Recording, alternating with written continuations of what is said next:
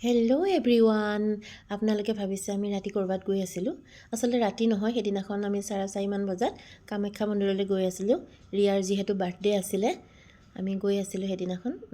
এয়া শৰাইঘাটৰ দলং আৰু আহি আমি পাই গ'লোহি। এয়া আমাৰ বা নামিছে, এয়া আমাৰ বকুলজী আৰু এয়া দিশা মাইনা। আৰু মই ক'ত গ'লোঁ? মই দেখোন দেখাই এইজনী ৰিয়া দেই।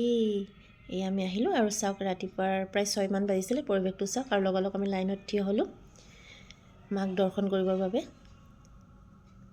লাইনত থিয় হৈছোঁ, বাইদেউ কিবাকিবি চাই আছিলে ৰাতিপুৱা পৰিৱেশটোত। আৰু আপোনালোকৰ সেই কিমান লাইন আছিল দেখিছেনে? তাকে দেখাইছোঁ আৰু অলপ। এই বা মই ভিডিঅ' কৰিছোঁ নিজক, চাওক লাইনত আছোঁ আৰু মানে খুব ভাল লাগিছিলে। পুৱতি নিশা যে একদম ৰাতিপুৱা হৈ আছে আৰু গৈ আমি ফাৰ্ষ্ট লাইনত থিয় হৈয়ে এয়া আমি চাহ খোৱা আৰম্ভ কৰি দিছোঁ। ঘৰৰ পৰা চাহ লৈ গৈছিলোঁ, চাহ বিস্কুট ব্ৰেড কিবাকিবি এয়া ধুনীয়াকৈ খাইছোঁ। ভালো লাগিছিলে। যিহেতু 8টা বজাত কাউণ্টাৰ খুলি দিব, সেইকাৰণে আমি অপেক্ষা কৰি আছিলোঁ। এয়া আৰু খুব ঠাণ্ডা লাগিছিলে জানেনে। সেয়া লগতে একুৰা জুইকুৰা দেখা পালোঁ। দেখা পাই মই গৈ জুই ফুৱাৰ ষ্টাৰ্ট কৰি দিলোঁ আৰু ৰিয়াই ভিডিঅ' কৰি দিলে জুই পাই থাকোঁতে। এয়া মই পূৰা জুই পাই আছোঁ আৰু হাতখন সেকি আছিলোঁ। ভাল লাগিছিলে সেইখিনি সময়ত জুই পাইও খুব ভাল লাগিছিলে। যিহেতু মাক দৰ্শন কৰিব আহিছোঁ, মনটো খুব ভাল লাগি আছে।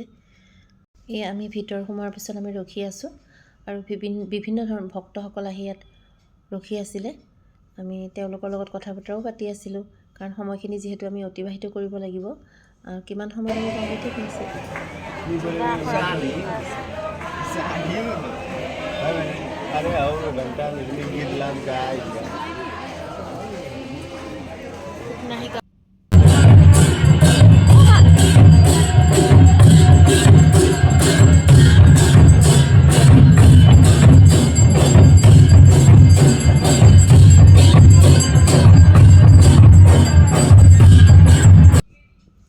এয়া আমি সেইখিনি সময়ত কিবা পূজা অনুষ্ঠিত হৈছিলে, কি পূজা বাৰু নাজানো।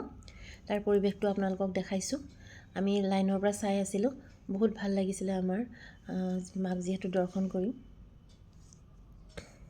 আৰু লাষ্টত আমি শেষত আহি আমি খাৰখোৱা পালোঁহি। যিহেতু আমি মাক দৰ্শন কৰা ভিডিঅ' আপোনালোকক দেখাব নোৱাৰোঁ, বাধা আছিলে। আৰু সেইদিনাখন যিহেতু ৰিয়াৰ বাৰ্থডে আছিলে, সেইকাৰণে সৰুকৈ আমি এটা কেক কাটি ৰিয়াৰ বাৰ্থডেটো চেলিব্ৰেশ্যন কৰিছিলোঁ। আৰু এয়া মোৰ ল'ৰাও আহি পাইছিলে, সি অৱশ্যে মন্দিৰত দৰ্শন কৰা নাছিলে। এয়া দিশা, আমি সৰুকৈ বাৰ্থডেটো তাতেই আমি অনুষ্ঠিত কৰিছিলোঁ আৰু লগালগ আমি ঘৰলৈ গুচি আহিলোঁ।